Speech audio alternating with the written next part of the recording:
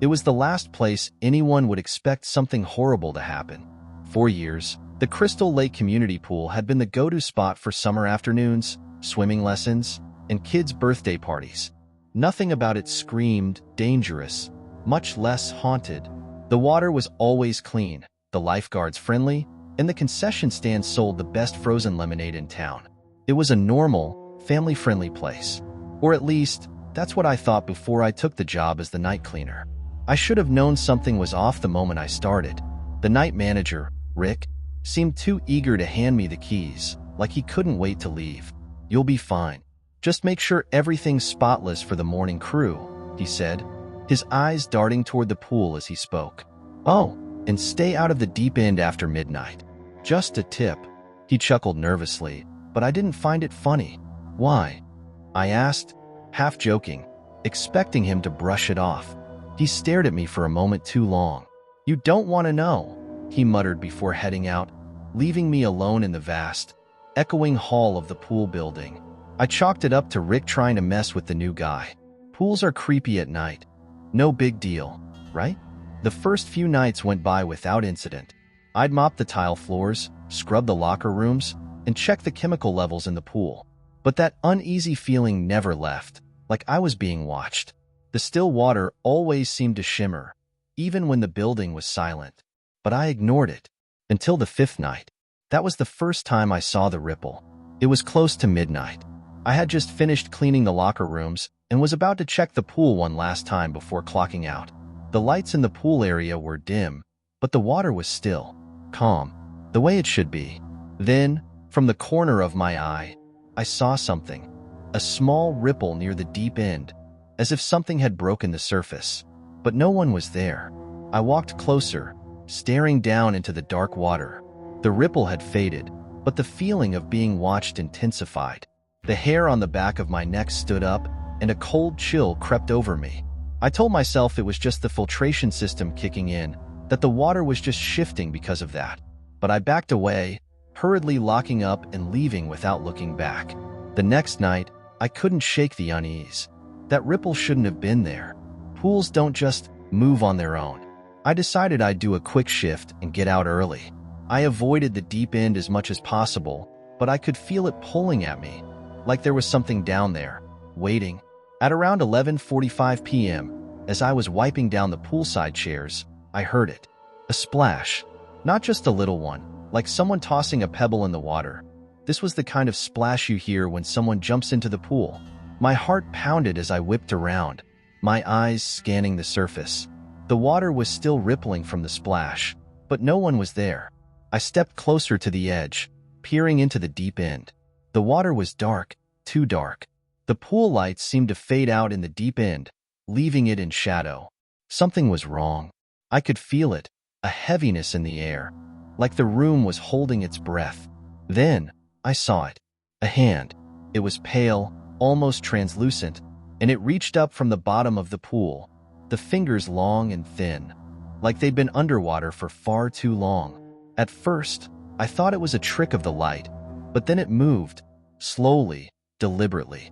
Another hand appeared, then a head, its hair drifting around it like seaweed.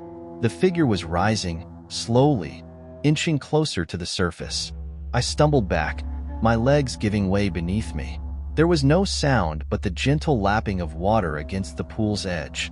I couldn't scream. I couldn't move. My mind was screaming at me to run, but my body was frozen in place, trapped in sheer terror. The figure's face finally broke the surface. It was a woman, but her features were gaunt, her skin stretched tightly over her skull. Her eyes were wide, hollow, and black as the water around her.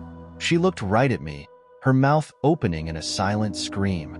I scrambled backward, finally finding the strength to move. I bolted for the exit, slamming through the doors and not stopping until I was outside, gasping for breath in the cold night air. I didn't care if anyone saw me or if I left the building unlocked. I just needed to get away from whatever that thing was. I called in sick the next day, too shaken to even think about going back.